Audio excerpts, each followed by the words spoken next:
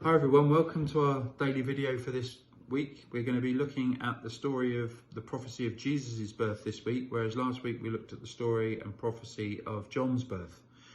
Last week was very much about John being the fulfillment of so much of the Old Testament, where they look forward to a character coming into the world who would actually be the messenger, the one who would announce the coming of the future king.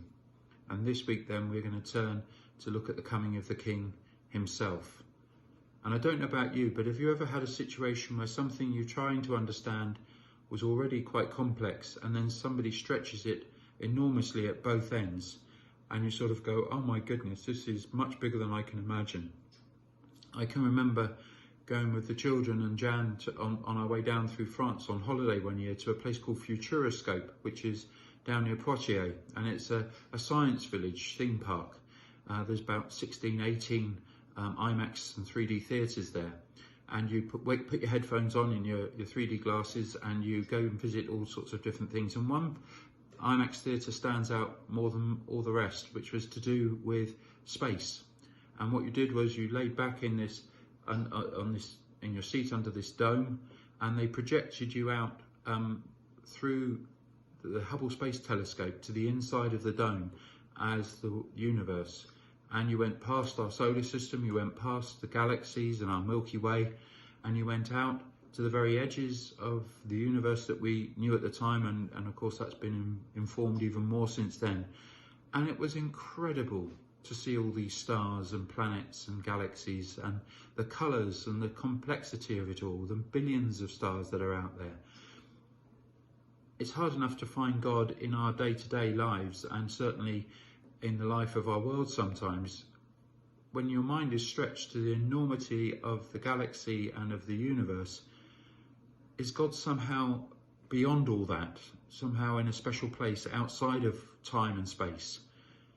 And of course the danger then is we make God way over there by billions of light years, and yet he comes and he's born as a baby in a manger in Bethlehem, what we call the virgin birth. And it's going to be hard to try and get our heads around that. But at the same time, hold the idea that the King of the universe, the creator of the universe, the claim is that he is born as a baby. Always has been. And that's quite hard. At the other side, we've tended to make Mary, through art and through certain parts of the church, into this wonderfully serene lady who almost knew it all before it all happened, and therefore could cope with everything that was about to happen to her. And in some parts of the church we've even made her divine herself so that she can cope with it all. And yet our understanding historically and culturally is we know a lot more now about what life would have been like for her. Nazareth was not the centre of the universe, even of this world. It was very much a backwater up in Galilee.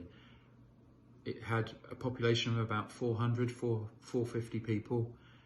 The wine press that we visited as part of Nazareth village may have been the only wine press or one of one or two vineyards at the time. So Jesus may well have walked those very paths, trod grapes in those very wine presses. It was a small place, and no wonder then one of the sayings that's used of Jesus is, Nazareth, can anything good come out of Nazareth? At the same time, Mary herself was probably about 13 or 14. We know this because we know much more about what betrothal was about in those days. It was a year in preparation for marriage, which would have been around about the age of 15. And so that she could have children, life expectancy was much shorter and people had children much younger. Mary was not anybody special in one sense, and yet God found her out in amongst all the other people of the world at the time and chose her in whom and with whom to come into the world. It's an incredible story, but also is Mary's response. Mary's response is absolutely incredible when we spend time with it this week. She said yes to God, but we're not into celebrity status or being painted in art, but into risk and worry that she was going to be disowned by Joseph, but also by the whole of her culture and community. Who was going to believe her of all that was going on for her? And yet she also gives one of the great songs and indeed wonderful passages of scripture called the Magnificat, which we'll look at, Mary's song, which we'll look at this week. So just about at every level we're stretched. But if we can hold the wonder and the awe, not just for Mary and Joseph and for the story of Jesus coming into the world, but for us today, that God speaks into our lives, ordinary people going about doing ordinary things in these very difficult times. God is not a million miles away. He's closer than our very breath, and he cares about everything that we're going through.